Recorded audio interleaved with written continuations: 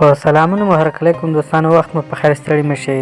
د هر څه د مخه باید زه یادونه کوم دوستان زموږ چینل سبسکرایب کړئ، ورسره په خوا کې د بیل نشان ووهئ تر څو زموږ راتلونکي ویډیوګانې په اسانۍ ترلاسه کړئ.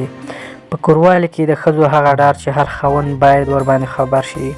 د ګډ ژوند په لومړي کال کې تر ډېره هر څه سم روان وي. په ځانګړي ډول په لومړیو میاشتو کې هر څه ډېر ښه روان وي، ځکه ښځه او خاوند تازه شیان تجربه کوي او یو د بل بدن تازه کشف کوي. خو وروسته د یو څه مودې بیا اصلي ستونزې رابرسېره کېږي. لکه څنګه چې یادونه وشوه، په لومړي وختونو کې هر څه سم وي، ځکه چې خاوند هم نوی وي او هر څه نوي تجربه کوي، او ښځه هم هر څه نوي تجربه کوي.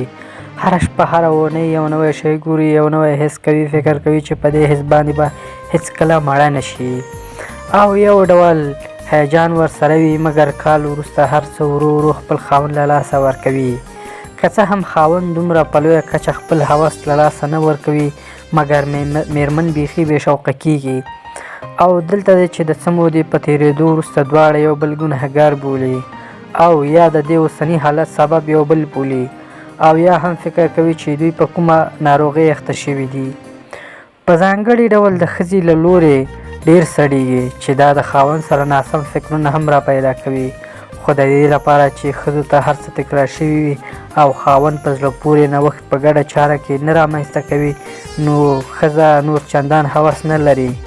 خاوند هم ژر خپل کار خلاصوي. ډېر وخت ښځه داسې قانع شي د ځان سره چې دا فقط باید خپل خاوند خوښ وساتي.